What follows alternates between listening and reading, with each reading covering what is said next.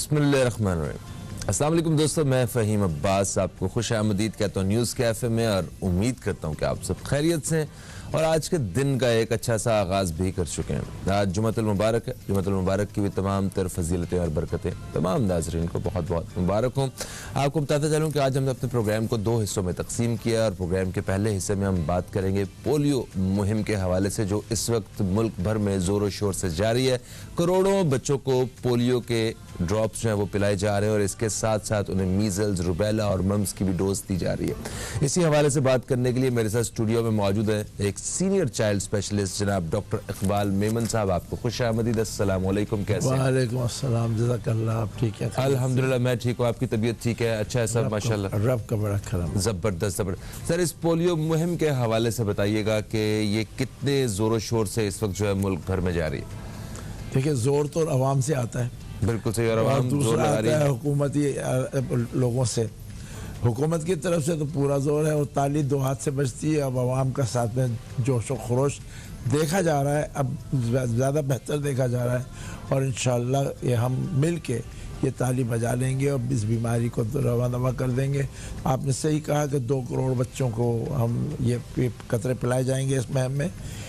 हकीकत में पोलियो की मुहिम जो है ना वो छः मुहिमें होंगी इस साल, और उसमें 3 उन एरियाज़ में होंगी जिन एरियाज़ में अभी भी जो सैनिटेशन या वेस्टेज है, एनवायरनमेंट है, उनके अंदर पोलियो के वायरसेस देखे जा रहे हैं। ठीक है। लोगों में अल्हम्दुलिल्लाह नहीं है, ठीक है। और बाकी 3 ऐसी होंगी जो पूरे मुल्क की होंगी। तो ये वाली जो है वो उन इलाकों के लिए है, 64 के करीब अजला हैं जिनके अंदर ये अभी मुहिम चल रही है। तो अगर कोई सुनने वाला देखे जो हमारे पास कोई नहीं आया, तो हकीकत ये है कि वो उन अजला में है जिन अजला में अभी मुहिम इस बार वाली नहीं चल रही। सिर्फ 64 में चलेगी और वो आज आखिरी दिन है। मगर उसको कभी कभी हम कहते हैं माप अप, कि भाई कुछ एरियाज रह जाती हैं किसी वजह से, रोड बंद थे या कोई और वजह होगी मौसमी वगैरह, तो उनको कैचअप करने के लिए, माप अप करने के लिए वो 2 दिन शायद एक्सटेंड करें। मगर आज आखिरी दिन है और हम बढ़ चढ़ के हिस्सा लेंगे, हमारे लोग करेंगे, तभी जाकर हम इंशाअल्लाह इस मकसद में कामयाब रहेंगे। क्योंकि अल्हम्दुलिल्लाह कल 1 साल पूरा हुआ जो हमारे पास पूरे साल में पोलियो का कोई केस नहीं हुआ है। पोलियो का केस नहीं हुआ है, किसी इंसान के बच्चे को यहाँ पे ऐसी असरात नहीं हुए।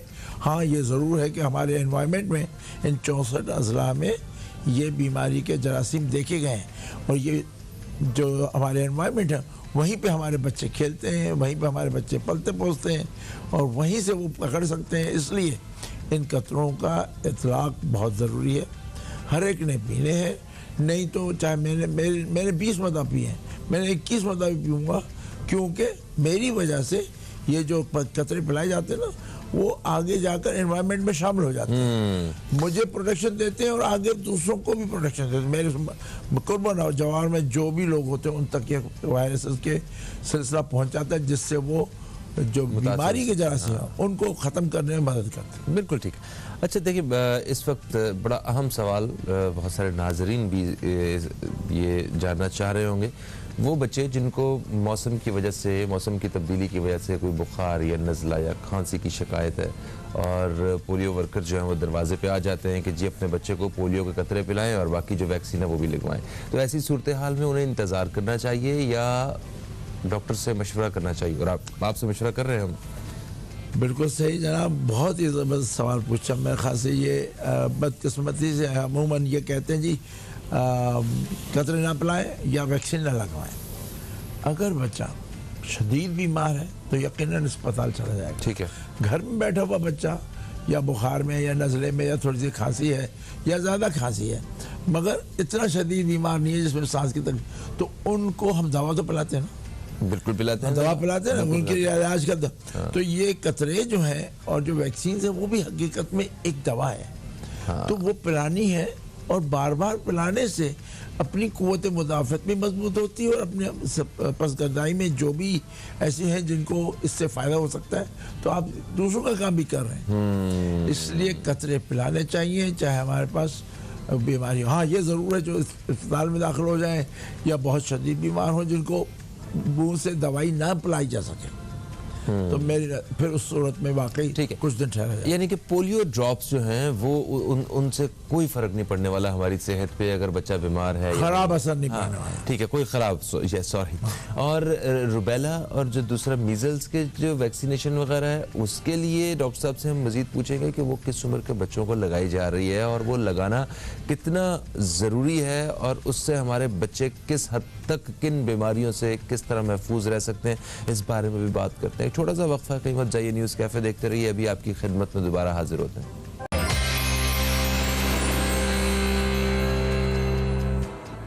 वेलकम बैक, आप देख रहे हैं न्यूज़ कैफे, मैं हूं फ़हीम अब्बास और न्यूज़ कैफे में मेरे साथ हैं जनाब डॉक्टर इकबाल मेमन साहब जो कि सीनियर चाइल्ड स्पेशलिस्ट हैं, जिनसे हम जान रहे हैं पोलियो मुहिम के हवाले से, पोलियो मुहिम के हवाले से आगाही जो है वो हम हासिल कर रहे हैं।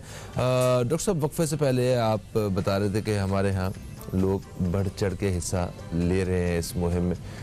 जाहिर सी बात है कि जो इस मुहिम में जितने भी लोग शामिल हैं, जो सेहत के इदारे से ताल्लुक़ रखने वाले, इस शोबे से ताल्लुक़ रखने वाले जितने रज़ाकार हैं, उनको भी सैल्यूट है और जितने सारे लोग जुड़े हुए हैं, क्योंकि सब ने बहुत कुर्बानियाँ दे के आज हम मतलब पाकिस्तान को इस जगह पे लेके आए हैं कि आपने कहा कि 1 साल हो गया और अभी तक कोई वायरस रिपोर्ट नहीं हुआ। ये एक बड़ी कामयाबी भी है, बड़ी खुशी की बात भी है, मगर इस खुशी की बात के साथ ही हमारी जिम्मेदारी और ज़्यादा बढ़ गई, क्योंकि अब हमें वापस जो है ना किसी पेशेंट की तरफ नहीं जाना, और वो तभी मुमकिन है कि हर फर्द जो इस वक्त देख रहा है, अगर आपके घर में बच्चे हैं तो आपकी ज़िम्मेदारी है कि आप उन बच्चों को ये जितने भी हिफाजती जो खुराक है, ये जिसमें पोलियो के कतरे हैं और दूसरे टीके हैं, वो ये लाजमी लगवाए जाएं। अच्छा, हम पोलियो की बात कर रहे थे, आपने कहा कि जिन बच्चों को अगर हल्का फुल्का बुखार वगैरह भी है या कोई नज़ला वगैरह, तो पोलियो के ड्रॉप से तो कोई फ़र्क नहीं पड़ता है, मगर रुबेला और मीज़ल्स की जो डोजेज़ दी जा रही हैं कि ये कितनी ज़रूरी हैं, क्यों बच्चों को लग रही हैं और इससे हमारे बच्चे को क्या फ़ायदा है?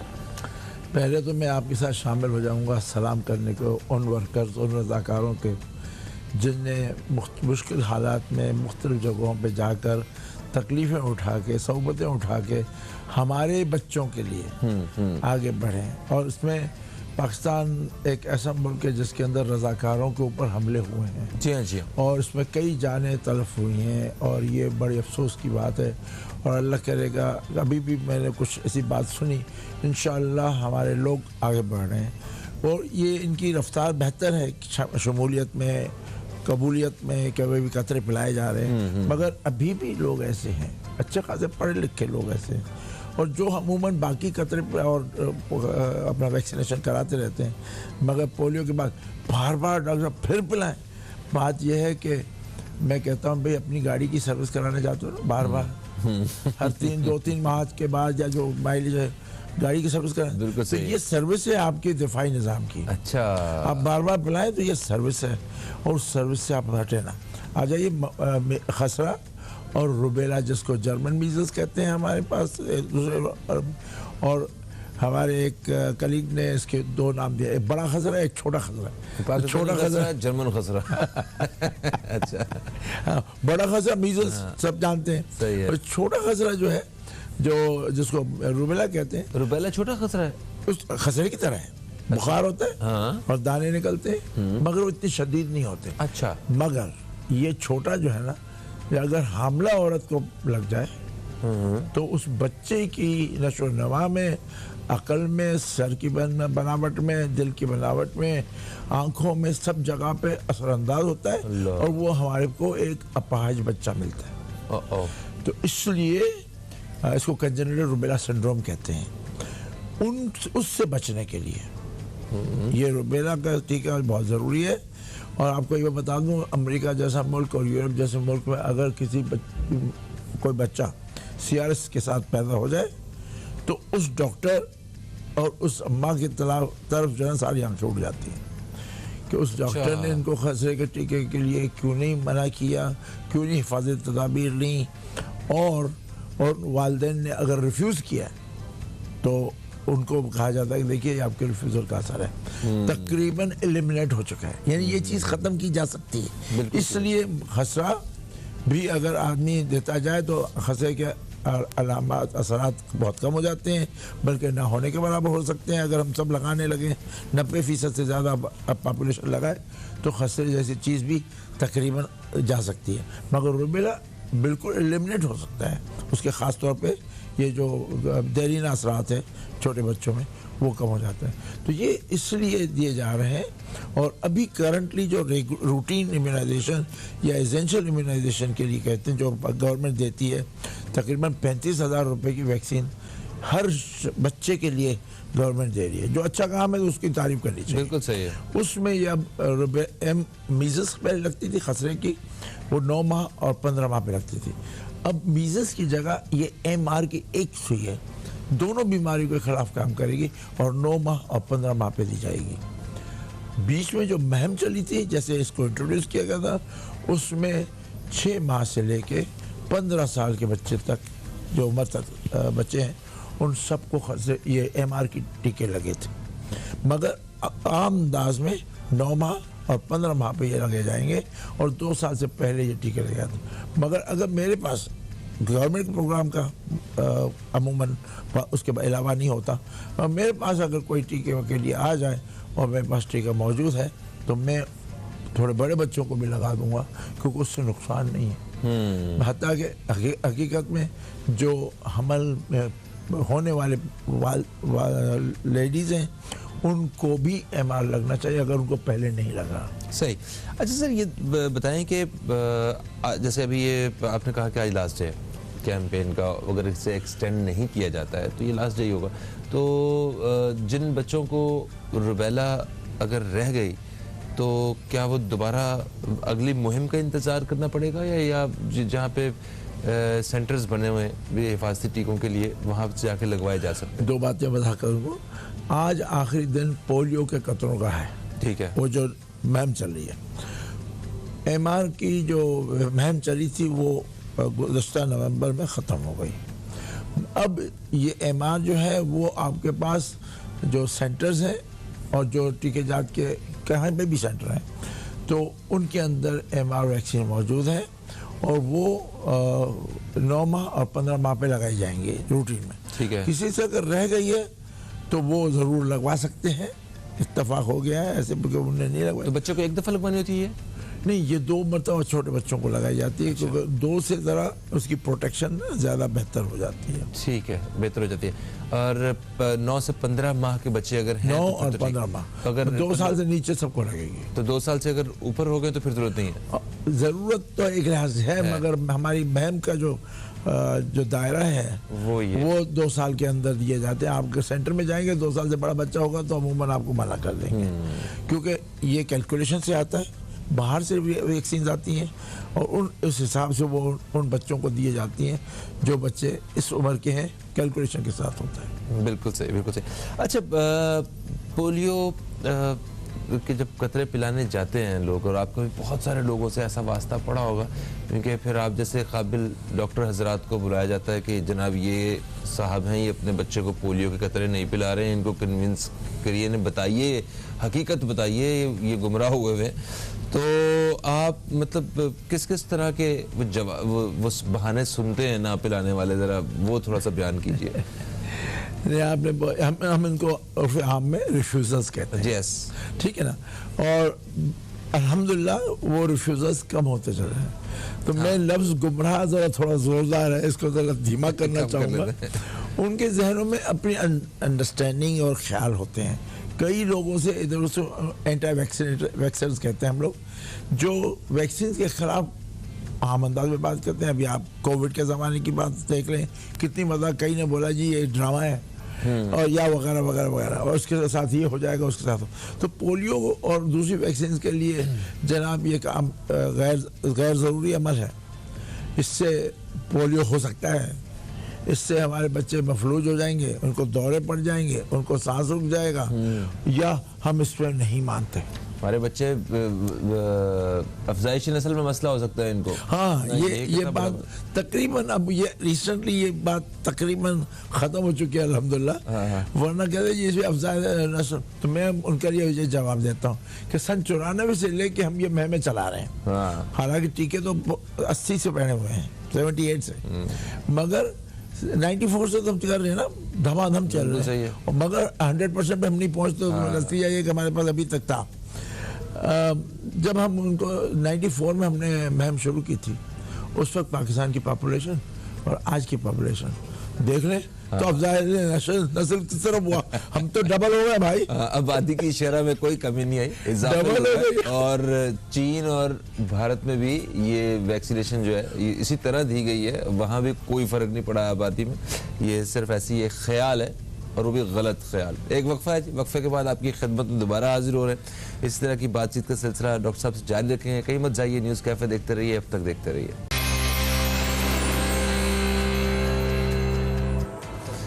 एक वक्फे के बाद आपको फिर से खुशामदीद। आप देख रहे हैं न्यूज़ कैफ़े, मैं हूं फ़हीम अब्बास, और न्यूज़ कैफ़े में हमारे साथ डॉक्टर इकबाल मेमन साहब मौजूद हैं। सीनियर चाइल्ड स्पेशलिस्ट हैं। बच्चों के अमराज के हवाले से हम बात कर रहे हैं, ख़ास तौर पे हिफाजती टीकों और इस वक्त जो चलने वाली जो मुहिम है पोलियो की, इस बारे में बात हो रही है। अच्छा डॉक्टर साहब, बच्चा अगर हमारा बीमार होता है तो उसको हम डॉक्टर के पास लेके जाते हैं, वो लाजमी सी बात हो जाती है, हम जितने मर्जी मसरूफ़ हो, मगर बच्चा घर में सेहतमंद हो, हंस खेल रहा हो, उसे किसी किस्म का कोई मसला ना हो, और फिर उसे किसी हिफाजती टीके के लिए जो है ना वो लगवाने के लिए लेके जाना डॉक्टर के पास, तो ये एक थोड़ी सी एफर्ट करनी पड़ती है। तो ये एफर्ट जो है वो पेरेंट्स को अगर एफर्ट लग रही है तो मैं चाहता हूँ कि ज़रा कुछ हकायक बताएं ताकि उन्हें ये एफर्ट ना लगे, उन्हें ज़रा मोटिवेशन मिले कि ये बहुत ज़रूरी काम है। ये देखिए, बदकिस्मती से हम हमारी जो कम्युनिटी है पाकिस्तान में, चाहे नॉर्थ हो, चाहे साउथ हो, चाहे ईस्ट हो, चाहे वेस्ट हो, वो हम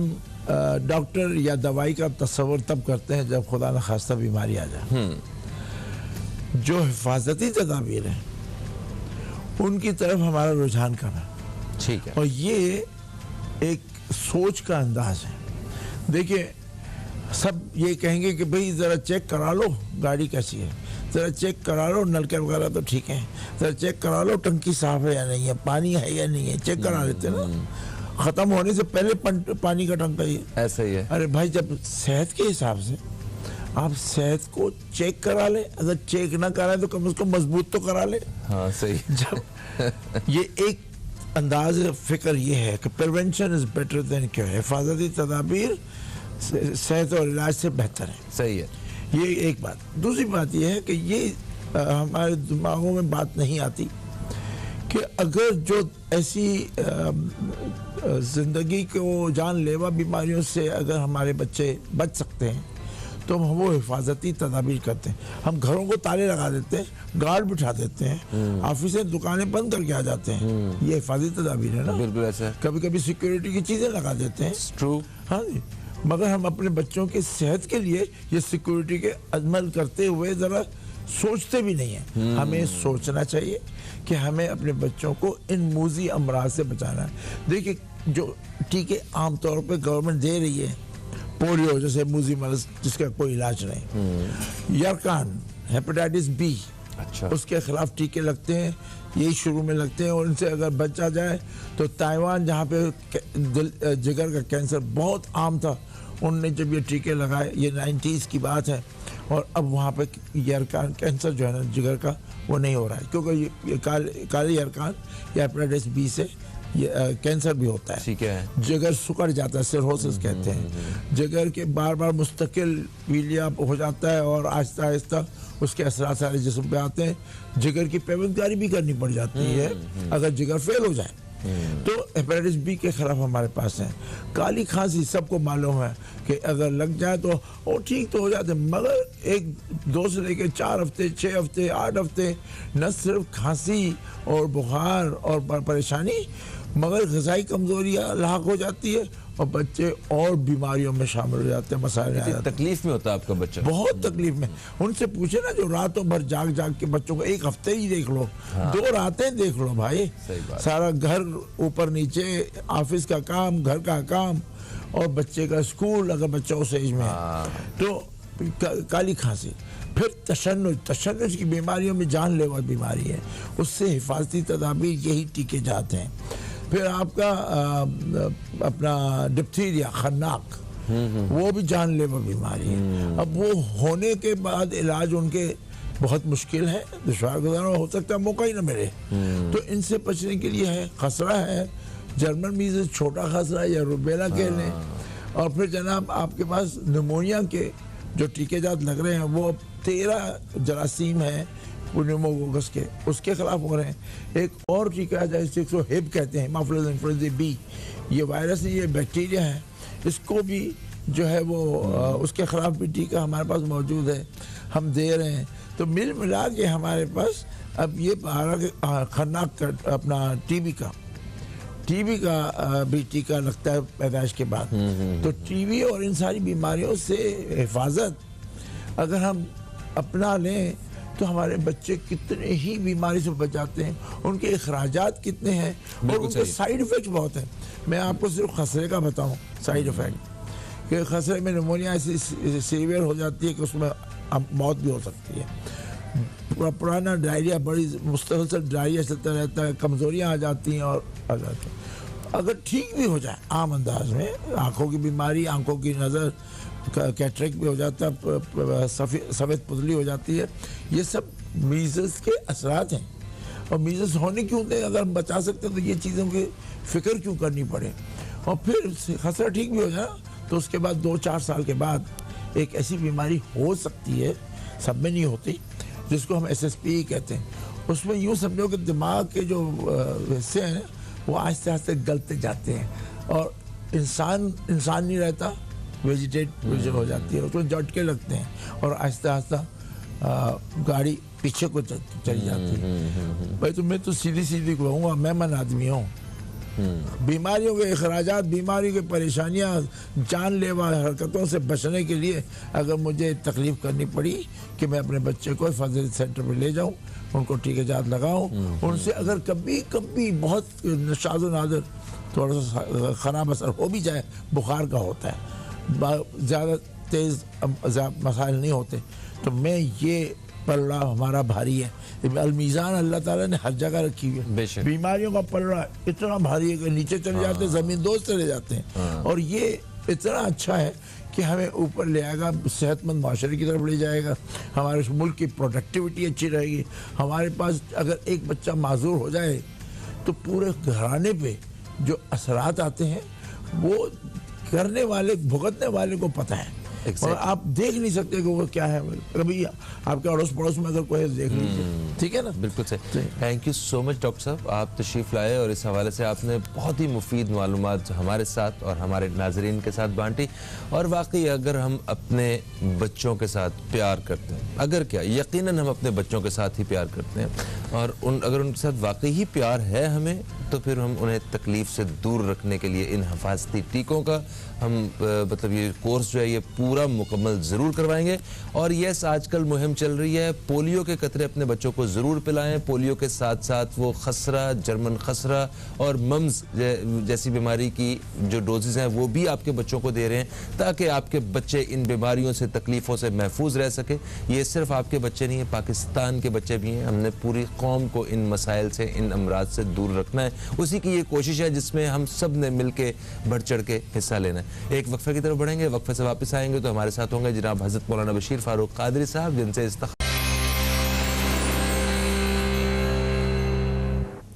वेलकम बैक। आप देख रहे हैं न्यूज़ कैफ़े, मैं हूं फ़हीम अब्बास और न्यूज़ कैफ़े में जुमे के रोज़ प्रोग्राम के दूसरे हिस्से में हमारे साथ होते हैं जनाब हज़रत मौलाना बशीर फारूक कादरी साहब, जो कि सिलानी वेलफेयर इंटरनेशनल ट्रस्ट के चेयरमैन हैं और इसके साथ साथ मुल्क के एक बड़े नामवर, काबिल, पसंद किए जाने वाले इस्लामिक स्कॉलर भी हैं।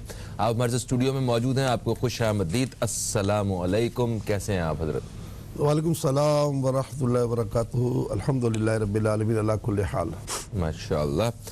मैं दोस्तों को बताता चलूँ कि दोस्तों आप हमें रब्ता कर सकते हैं। रब्ता करने के लिए हमारा नंबर जो है यहाँ पे नीली पट्टी में आपको नज़र आएगा। यहाँ पे आप कॉल करेंगे, हमारी टीम आपके सवालात की मुंतज़र है। आप इस्तिखारा करवा सकते हैं अपनी ज़िंदगी से मुतल्लिक, जो भी आप पूछना चाहते हैं, अपने प्यारों से मुतल्लिक, आप रूहानी और शरई रहनुमाई के हवाले से कुछ जानना चाहते हैं तो आप तब भी इन नंबरों का और बशीर साहब की मौजूदगी का भरपूर फ़ायदा उठा सकते हैं। अच्छा, आज जुम्मतुल मुबारक है। तमाम नाजरीन को एक दफ़ा फिर से जुमा की मुबारकबाद, और बशीर साहब आपको भी बहुत बहुत जुमा मुबारक। बहुत शुक्रिया, जज़ाकल्लाह खैर। आज मैं चाहता हूं कि हम अपने प्रोग्राम के इस हिस्से का आगाज़ करें जुम्मतुल मुबारक की फजीलत के हवाले से कि एक जुमे का दिन है, इसकी एक मोमिन के लिए, एक मुसलमान के लिए क्या अहमियत है और इसके क्या फ़वाइद हैं, किस तरह हम दोनों हाथों से नेकियां जो है ना वो लूट सकते हैं जुमे के दिन। बिस्मिल्लाहिर्रहमानिर्रहीम। यौमुल जुमा के बारे में ये रिवायत में आता है कि एक ज़माना था कि यौमुल जुमा की अदायगी के लिए, यानी नमाज जुमा की अदायगी के लिए लोग अपने घरों से अंधेरों में निकल जाते थे। अपने घरों से अंधेरों में निकल जाते थे जुम्मे की नमाज की अदायगी के लिए। तो इतना बड़ा एहतमाम किया जाता था। बहरहाल जुम्मा एक अजीम शान दिन है। रमज़ान ईद और बकरा ईद से बड़ा दिन है ये जुम्मा के दिन, और साल का ये एक ऐसा अजीम शान दिन है कि इसको अल्लाह ने ईद का दिन भी करार दिया है। यानी हमारे पूरे बरस में ये 52 ईदें आती हैं। इसमें इंतकाल करने वाले से कब्र के सवाल और जवाबात भी नहीं होते, जहन्नम के दरवाजे बंद होते हैं। इसमें इंतकाल करने वाला के लिए जो है बड़ी बिशारतें भी हैं, और इसीलिए कहा जाता है कि यौमुल जुमा जिसका इंतकाल हो उसको गुरूब आफ्ताब से पहले दफन कर दिया जाए, तदफीन जल्दी कर दी जाए। ठीक है। और साथ साथ ये है कि यौमुल जुमा एक ऐसी घड़ी आती है जिसमें कोई दुआ रद नहीं होती, और उसमें कई अक़वाल हैं। उसमें जुमे का वक्त शुरू होते हैं, नमाज जुमा का वक्त शुरू होने से लेकर इसके एंड तक जो नमाज के लिए लोग जाते हैं, उस दौरान दो खुतबों के दौरान इमाम जब बैठता है, उस वक्त जब इमाम खुतबों के दौरान बैठता है उस वक्त ज़बान से दुआ करना तो मना है, दिल में दुआ करनी होगी। क्योंकि जब खुतबा सुन रहे हो तो ज़बान चलाना मना होती। सिर्फ खतीब बोल रहा, बाकी तमाम लोगों को ज़बान साकित रखना लाजमी होता है। इधर जब देख भी नहीं सकते, कुछ लोग हाथ उठा के भी दुआ कर रहे हैं। नहीं, इसलिए हमारे हनफियत में ये कानून है, अहकाम यही है कि खुतबा और नमाज में जिस तरह सुकूत नमाज ज़रूरी है, इस तरह खुद में सुकूत ज़रूरी है। इधर देख सकते हैं, ना बात कर सकते हैं, ना दुआ मांग सकते हैं ज़बान से, दिल से मांग सकते हैं। बाकी ये कि असर से मगरिब जो है इसका ख़ास वक्त है दुआ की कबूलियत का, क्योंकि ये विलादत आदम का वक्त है अलैहिस्सलाम, और उस दौरान अगर हम उससे हो सके तो पूरा साल हम यौमुल जुमा जो है वो असर से मगरिब का एहतिकाफ करें, मर्द और मस्जिदों में, औरतें घर में। और जो बड़ा नुस्खा हुज़ूर ख्वाजा ख्वाजगान ने बयान फरमाया कि उस वक्त या अल्लाह या रहमान या रहीम का तकरार करें और गुरूब आफ्ताब के वक्त दुआएं मांगे, लाजमी दुआ कबूल होगी। बहुत कुछ कहा जा सकता है, इख्तिसार के साथ मैंने चंद बातें कही। बिल्कुल सही है, थैंक यू सो मच। आपने ये बड़ी अहम जो मालूमात हैं वो जुम्मतुल मुबारक के हवाले से हमारे साथ और हमारे नाजरीन के साथ आपने शेयर किए। अच्छा, आप दोस्तों के सवालात हैं वो हमें वक्फे से ही आना शुरू हो गए थे, जो हमारी टीम ने लिखे भी हैं, तो मैं चाहता हूं कि उनको भी प्रोग्राम में अभी से ही साथ साथ शामिल करना शुरू कर दिया जाए। अच्छा, हुमैरा साहिबा ने हमें कराची से रब्ता किया। इन्होंने कहा कि इनकी नंद के साथ कुछ लेन देन के मामलात थे जो तय पा गए हैं, ठीक है, वो ठीक हो गए हैं, मगर लेन देन के मामलात ख़त्म हो जाने के बाद रंजिशें बाकी रह गई हैं कुछ, तो इनके लिए कुछ रहनुमाई कीजिए। देखें, ये जो इस्लाम में रंजिशें जो ना, इसकी बहुत बड़ी अहमियत है, उसको ख़त्म करना ज़रूरी है। और ख़ास करके इनकी तो नंद है ये, लेकिन इनके शोहर की बहन है, और बहन के साथ ताल्लुकात अच्छे ना होना 3 तबाहियाँ लाता है: बुरी मौत, रिस्क की तंगी और उम्र की बेबरकती। तो ये बहन, आप ठीक है, आपके ताल्लुकात तो अच्छे करने पड़ेंगे क्योंकि इस्लामियात का तो कानून है ही मुतलक, लेकिन आपके शोहर की वो बहन है, इसलिए लाज़मी तौर को कहे कि वो अपनी बहन से बहुत अच्छा बर्ताव करे।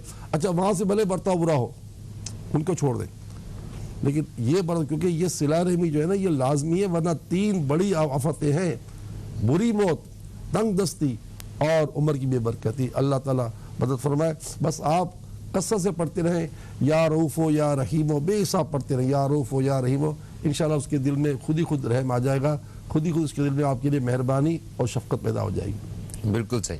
अच्छा जी, फिर हमें लाहौर से एक ख़ातून ने कॉल किया। ये एक अलग किस्म की मुश्किल में है ये ख़ातून। इन्होंने कहा कि इनके शौहर ने इनकी सौतेली भांजी से निकाह कर लिया है और उसके बाद शौहर ने इनसे इस चीज़ का भी एतराफ़ किया है कि इनसे गलती हो गई है। जो इनकी सौतेली भांजी हैं वो ये कहती हैं कि अगर आप मतलब उनके शौहर, जो अभी इनके शौहर है, वो छोड़ेंगे तो वो भी नहीं बर्दाश्त कर पाएंगे, वो भी काफ़ी ज़्यादा तकलीफ़ में। अच्छा, ये चाहती हैं कि कुछ ऐसा हो जाए कि दोनों अलग हो जाएं, आहिस्ता आहिस्ता खुद ही ये मामला ख़त्म हो जाए। देखिए, सगी भांजी और भतीजे से तो निकाह ही नहीं होगा, ठीक है, लेकिन ये सौतेली है तो फिर तो निकाह हो गया ना। ठीक है, वो तो निकाह हो गया। अब निकाह हो गया और अगर उसमें तमाम मामला जो है ना, हाँ, वो जो इस बात का शरई मसला है वो तो यही है कि सगी भतीजी और भांजी होगी उनकी बीवी की, तो उनसे निकाह नहीं हो सकता था। अब ये सौतेली हैं तो किस लेवल की सौतेली ये अल्लाह जानता है, तो निकाह हो ही गया अगर वो उस रेंज में नहीं है तो। बाकी ये कि घर उनका तोड़वाना है तो ये काम हम कैसे करें? हम तो अल्लाह से ये दुआ करें कि जो इसके हक में बेहतर है वो हो जाए। हाँ। ये घर हम कैसे तोड़वा दें? क्योंकि मुसलमान को शादी की दूसरी की इजाज़त तो है ना भाई। बिल्कुल है, और वो दोनों का लिहाज रखे, इसका तो फ़र्ज़ है उस पर। और उन्होंने निकाह किया है। हाँ, निकाह किया और वो इसमें अब यही कि बहन को ही कहूँगा, बेटा आप अल्लाह से दुआ करें कि हम सब के हक में जो बेहतर है वो हो जाए। हाँ, ये सही है। ठीक है जी, एक वक्फे का वक्त है। अच्छा, चले हम जल्दी ये सवालात भी शामिल कर लेते हैं। अच्छा, जुबैदा साहिबा ने हमें कोयटा से रब्ता किया। उन्होंने कहा कि इनकी बेटी को 8 साल हो गए हैं शादी को, पंजाब में उनकी शादी हुई हुई है। बेटी बेचारी जो अपने घर में वो खुश नहीं है, उसे तलाक की भी धमकी मिलती है और ना उसे बात करने देते हैं ना मिलने देते हैं। बस आप माँ हैं, अल्लाह से दुआ करें। आज बड़ा अच्छा मौका है कि दुआ का मतलब यानी कि दिन है, ख़ास जुम्मे का दिन, और ख़ास करके असर से मगरिब आप या अल्लाह या रहमान या रहीम का विर्द करें। आपकी बेटी को भी कहें, और गुरूब या आफ्ताब तक जो है वो अल्लाह से दुआएं करें। माँ की दुआ कैसे कबूल नहीं होगी? और दूसरी बात यह कि जो हमने इस माह जमादुल आखिर का वो दिया निसाब, उसको भी अमल करें। हर नमाज में एक तस्बीह पढ़ लिया करें कलमा तैयबा की, और एक तस्बीह पढ़ लिया करें दुरूद शरीफ सल्लल्लाहु अलैहि वसल्लम की। और यौमुल जुमा के बारे में तो हदीस पाक है कि जो शख्स जुम्मे के दिन 100 मरतबा दुरूद पाक पढ़ता है, अल्लाह ताला उसकी 100 हाजतें पूरी फरमाता है। सुभान अल्लाह। अल्लाह ताला आपकी मुश्किल फरमाए। आमीन, सुभान आमीन। अच्छा, फिर आसमीन साहिबा ने मेरा रब्ता किया। इन्होंने कल भी फ़ोन किया था और इनकी जो साहबजादी हैं वो प्रेग्नेंट हैं। इन्होंने कहा था कि कुछ ऐसा तावीज़ वगैरह कुछ ऐसा कुछ दीजिए कि जिसकी वजह से उनकी डिलीवरी नॉर्मल हो जाए। तो आपने कहा था कि आप तावीज़ मंगवा सकते हैं। इन्होंने कहा तावीज़ मंगवाया हुआ है मैंने, 12 दिन पहले वो पहनाना था तावीज़ के ऊपर जो हदायत हैं जो उसके साथ आई हैं, मगर अभी डिलीवरी को सिर्फ 9 दिन बाकी हैं। तो क्या तावीज़ पहनाया जाए या ना पहनाया? नहीं, बिल्कुल पहना दीजिए। इसमें कोई मसला, हमारे जो इलाज होते हैं इसमें कोई दिनों में अगर अदल बदल हो जाए तो कोई फ़र्क नहीं पड़ता, बिल्कुल पहना दीजिए। और ज़ाहिर है कि तो वो तावीज़ जो है वो इस नेक मकसद के लिए है कि अल्लाह ताला खैर से सारा काम करवा दे। तो 12 दिन या 9 दिन का मसला नहीं है, पहना दें। बिल्कुल ठीक हो गया। अच्छा दोस्तों, वक्फे का वक्त जो है वो आन पहुंचा है और दौरान वक्फा आप दोस्तों की कॉल्स का वक्त भी आन पहुंचा है। तो आप बिल्कुल बिला झिझक कॉल्स कीजिए, हमारी टीम इंतज़ार कर रही है। उन कॉल्स को, उन सवालात को वक्फे के बाद हम शामिल करेंगे। एक वक्फे के बाद मुलाकात होती है।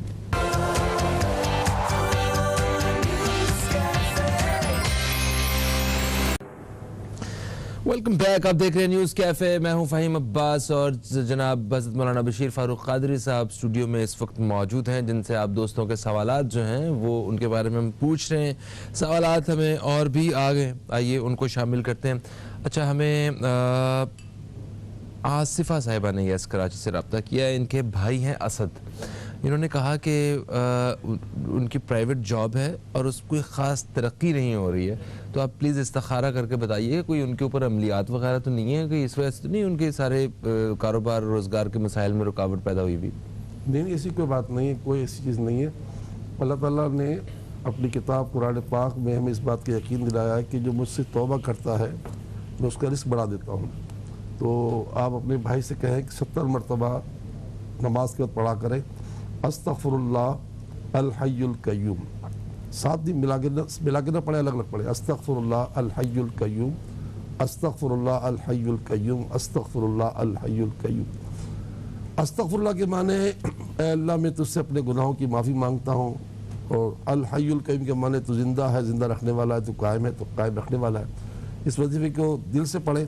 जब ये कह रहे हो कि अस्तगफिरुल्लाह, तो इसके माने उस वक्त दिल में भी वो रखे कि या अल्लाह वाकई मैं अपने गुनाहों से माफ़ी मांग रहा हूँ। खाली ज़बान चलाना नहीं, दिल भी चलाना है। इंशाअल्लाह बड़ा करम होगा। अल्लाह ताला का वादा है कि जो मुझसे तौबा करता है मैं उसका रिस्क बढ़ा देता हूँ, रिस्क बढ़ जाएगा इंशाअल्लाह। इंशाल्लाह। ठीक है।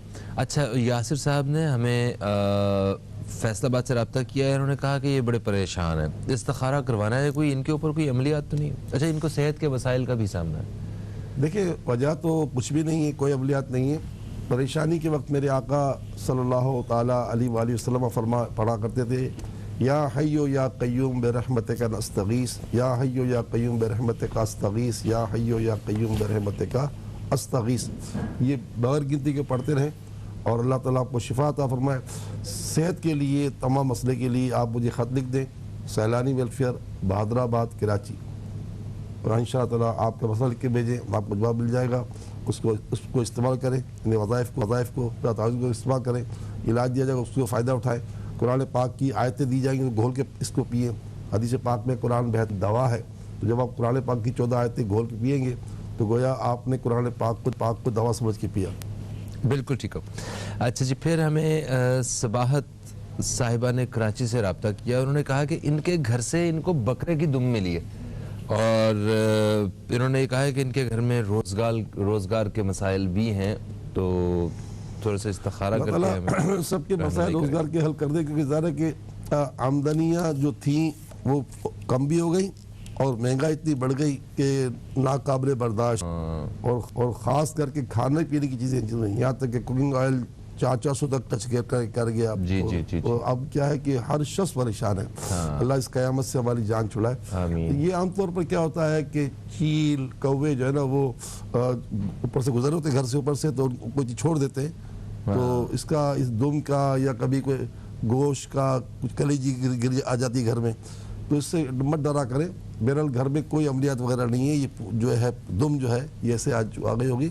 बाकी है कि आप जो है आज के दिन से फ़ायदा उठाएं, ख़ास करके असर से मगरिब या अल्लाह या रहमान या रहीम सारे घर वाले जिस जो कर सकें ये करें, पढ़ें, और गुरूब अल्लाह से दुआ मांगे, अल्लाह करम करेगा। बकिया रोज़गार का पूरा इलाज जो है, आपका ताल्लुक़ कराची से, घर के किसी फ़र्द को भेज दें। हमारा इधर तो 24 घंटे खुला होता है। मुझसे मुलाकात करनी हो किसी को तो मैं ज़ोहर की नमाज़ पढ़ाता हूँ। आज जुमे की नमाज में नहीं होता वहाँ पर, बाकी पूरा हफ्ता ज़ोहर की नमाज़ पढ़ाता हूँ, मुझसे बोल लें। बिल्कुल ठीक है। सईदा साहिबा ने लाहौर से रब्ता किया। इन्होंने कहा कि बहुत बीमार रहती हैं, इस्तिखारा करके बताइए कि कोई किसी किस्म के असरात वगैरह? नहीं, असरात वगैरह तो नहीं है। या अज़ीमो या हय्यो, या अज़ीमो या हय्यो, या अज़ीमो या हय्यो, 111 मरतबा पढ़ें। अल्लाह से दुआ करता हूँ अल्लाह को शिफा अता फरमाए, कोई चीज़ नहीं है। बिल्कुल ठीक है। फिर फौजिया साहिबा ने हमें लाहौर से रब्ता किया। इन्होंने कहा कि इनके भाई हैं उस्मान, उनकी 14 साल पहले शादी हुई थी, अब 14 साल में सिर्फ एक बेटी है, एक औलाद है इनकी, तो ये मज़ीद औलाद के ख्वाहिशमंद हैं। अच्छी बात है, कुछ इस्तिखारा करके बताइए। नहीं, वजह तो कुछ भी नहीं है, अल्लाह ताला करम करेगा, और मेरी लाखों करोड़ दुआएं अल्लाह ताला इनकी गैब से मदद फरमाए। औलाद नरीना के लिए हम ख़ास वजीफा देते हैं, या बदियो या रहमानो या बदियो। रहमान के माने मेहरबानी करने वाली ज़ात, और बदी के माने है बेनमूने पैदा करने वाली ज़ात, बेनमूने बनाने वाली ज़ात। तो या रहमान या बदियो 111 मरतबा पढ़ें। बकिया औलाद के लिए हमसे इलाज मंगवा लें। कहाँ से कॉल है ये? लाहौर से। ठीक है, तो हम आपको इलाज भी दे देंगे। और कराची से कोई बंदा को आपका जा रहा हो तो ठीक है, उनको हमारे पास भेज दें, तो हम उसको आपको 7 खजूरें भी देंगे, पानी बना के भी देंगे, और इंशाअल्लाह उससे कई लोगों का भला हो गया, आपका भला हो जाएगा। वरना ठीक है, आपको जो इलाज भेजा जाएगा उसमें खजूरों का इलाज होगा, आप खजूरें वहीं से ले लें लाहौर से, और उसको इस तरह इस्तेमाल कर जिस तरह आपको बताया है। अल्लाह ने करम करना है तो करम करने वाला ये करेगा सब। बेशक। और आज तो जुमे का दिन हदीस पाक में जो से 100 मरतबा दुरूद पाक पढ़ता है, अल्लाह उसकी 100 हाजतें पूरी करता है। सुभान अल्लाह, सुभान अल्लाह, सुभान अल्लाह। अच्छा, फिर हमें इम्तियाज़ साहिबा ने कराची से रब्ता किया है। इन्होंने कहा है कि इन्होंने अपने शौहर का नाम भी बताया है, इनका नाम है असद और उनका औलाद नहीं है इनकी। इन मेडिकली इन्होंने सारा चेकअप वगैरह करवाया है तो मेडिकल इश्यूज़ हैं। तो सवाल इनका ये है कि जब मेडिकल इश्यूज़ हैं तो क्या रूहानी इलाज हम करवा सकते हैं, उससे कोई फ़ायदा हो सकता है? हो सकता है, बिल्कुल हो सकता है। बिल्कुल हो सकता है। मैं देखिए तो जब रसूल अकरम सल्लल्लाहु अलैहि वसल्लम ने एक सहाबी को देखा कि वो दूसरे सहाबी को कान में दम कर रहे थे, सूरह मोमिनून के आखिरी आयत अफासिब तुम से जो आयत शुरू होती हैं और ख़त्म होती है रब्बिग़फिर वरहम वअन्ता खैरुर राहिमीन तक। तो आका ने फरमाया, जब दम किया उन्होंने कान पर, तो आका ने फरमाया अगर ये पहाड़ पर इसको दम किया जाए, पहाड़ पर, हुजूर के अल्फाज हैं, तो भी रेजा रेजा हो जाए। सुभान अल्लाह। ये तो ये फरमाया यकीन के साथ, फरमाया यकीन के साथ अगर उस पर पहाड़ दम किया जाए तो रेजा रेजा हो जाए। तो बहन मायूस न हो, अल्लाह ताला की किताब में कुरान पाक में वाज़े है, हज़रत ज़करिया अलैहिस्सलाम की अहलिया जो 100 साल के आसपास थी, हज़रत खलीलुल्लाह की अहलिया जो इतनी उम्र सीधा थी, समझिए इन दोनों को अल्लाह ने औलाद दी कि नहीं दी? बेशक, यानी जब हज़रत खलीलुल्लाह की अहलिया को कहा गया कि तुम्हें औलाद होगी तो उन्होंने तो एक तरह से सर पर हाथ मार दिया कि ये कैसे हो सकता है। हाँ, समझिए, तो ये हैरान हो गए, ये कैसे हो सकता है। बेशक बेशक। तो आप बेशक। कैसी बात करते हैं माँ बहन, ऐसी तो कोई मसला ही नहीं है, बिल्कुल हो सकता है, कोई घबराने की बात और नहीं। अल्लाह तो हर शय पे कादिर है। इन्नल्लाह अला कुल्लि शैइन कदीर, अल्लाह इन्नका फ़अआलुल लिमा युरीद, अल्लाह ताला जो चाहे करना चाहे कर सकता है, जो चाहे। बेशक। तो बस आप यकीन करें और इलाज करें, इंशाअल्लाह बड़ा फायदा हो जाएगा। इंशाअल्लाह। अच्छा, आपने दम का जिक्र किया, कुछ इस बारे में मैं जानना चाहता हूँ। क्या दम करने के लिए किसी बुजुर्ग की, किसी मुर्शिद की, किसी पीर साहब की इजाज़त दरकार होती है या वैसे भी कोई भी मुसलमान जो है कुछ पढ़ के दम कर सकता है? देखिए, दम के लिए कोई इजाज़त ज़रूरी नहीं, मगर क्या है कि वो एक अगर पीर की इजाज़त हो तो वो, या मुर्शिद की इजाज़त हो तो वो उसका डबल फ़ायदा हो जाता है, ज़्यादा बाअसर हो जाता है। हाँ, बासर हो जाता है। वरना एक जगह की पुष्ट पनाही हो जाती है, पुष्ट पनाही। ठीक है, तो ठीक है। अब ये कि वैसे तो हर शख्स दम कर सकता है और सबसे बड़ा पीर तो हमारी माँ है। बेशक। अच्छा, सही। तो इसके दम करने के लिए कुछ भी पढ़ा जा सकता है या आपका मतलब मैंने ये भी सुना है कि कुछ लोगों ने बाकायदा रियाजत करके किसी एक आयत को या किसी एक सूरत को हाथ में किया होता है, फिर वो जब पढ़ते हैं तो उसका एक अलग ही असर इसमें कोई शक नहीं है, आयतों के वजीफे होते हैं, सूरह मुज़म्मिल के, सूरह यासीन के, और बहरहाल वो एक अलग बात है कि जितना गुड़ डालोगे इतना मीठा है, जितने जो मेहनत करेगा मन जहादा वजदा, उसे उसका अल्लाह ने जो मेहनत करता है उसको अल्लाह उसका सिला देता है। तो बाज़ ऐसे लोग, मतलब बहुत से ऐसे लोग होते हैं जो किसी विरद करते हैं, 40-40 दिन के चिल्ला काट लेते हैं, समझे, और तरीके से, ऐसा नहीं कब्रिस्तान चले गए और वो हमजाद का चिल्ला काटा तो खुद ही पागल हो गए। हाँ, वैसे जहन में चिल्ले सुन के यही आता है कि किसी कब्रिस्तान में कोई बैठ के बंदा चिल्ला काट रहा नहीं, वो आमतौर ये काम करवाते हैं जो आमिलीन होते हैं। अच्छा। और मरवा देते हैं वो। हाँ, क्योंकि मेरे पास ऐसे लोग आते हैं ना कि जो इस तरह तबाह हो गए। हाँ, तो ये तरीका देखा, कुरान का विर्द हो या रसूल पाक की दुआएं हो या अल्लाह के नाम हो, इससे कोई पागल नहीं होता, बेशक, मगर इसका मकसद भी होना चाहिए। हाँ। देखिए, अगर कोई आदमी कहता है कि यार मैं इसलिए आमिल हो लूँ कि मेरे दरमियान औरतों का झमघटा हो। हाँ। तो ये एक वक्फा आ गया जी, वक्फे के बाद आपकी खिदमत में दोबारा हाजिर हो रहे हैं। दौरान वक्फा भी आपके सवालात ले रहे हैं हम। कहीं मत जाइए, न्यूज़ कैफे देखते रहिए, अब तक देखते रहिए।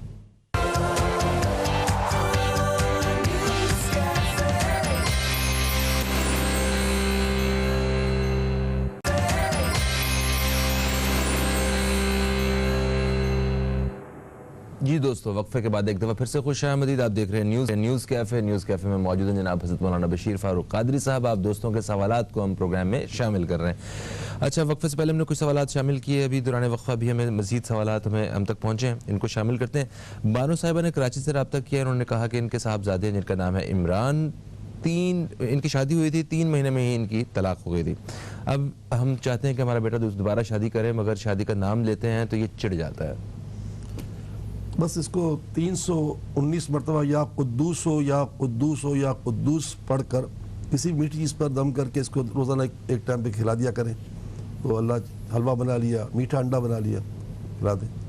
दूध पर दम करके पिला दे 319 मरतबा या कुद्दूस हो, अल्लाह ताला इसका दिल पाकीज़ा कर देगा और शादी के लिए तैयार हो जाएगा इंशाअल्लाह। इंशाअल्लाह। मरियम साहिबा ने कराची से रब्ता किया है, उन्होंने कहा कि ये रात भर जागती हैं और दिन में सोती रहती हैं, मगरिब के वक्त घर वाले उठाते हैं मुश्किल से, तो इनको लगता है कि इनके ऊपर किसी ने कुछ करवा दिया, इस्तिखारा करके बताएं क्या बात है? शैतान ने सब कुछ किया हुआ, देखे ना, तो अगर मगरिब में उठती है तो उसमें तो कितनी नमाज कज़ा हो जाती होंगी, अल्लाह खैर करे। मेरा लिए कि ऐसी कोई बात नहीं है।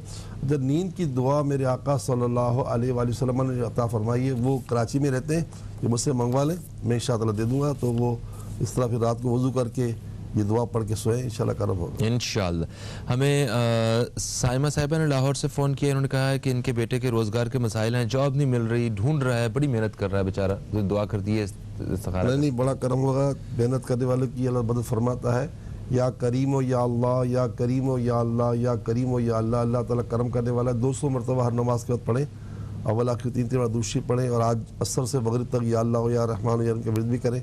अल्लाह ने चाहता बड़ा करम होगा, कोई वजह कोई रुकावट नहीं है इंशाअल्लाह। रिजवान साहब ने रावलपिंडी से रब्ता किया, उन्होंने कहा कि इनके भाई यूके में हैं, बहुत बीमार हैं, आप इस्तिखारा करके बताइए कि सब खैरियत तो है ना, और फिर दुआ कर दीजिए इनकी। नहीं, बहुत दुआ है, अल्लाह शिफा अता फरमाए। आप यहाँ से ही बैठ कर जो है हर नमाज के बाद 3 बार सूरह फातिहा पढ़कर तसव्वुर को दम कर दिया करें।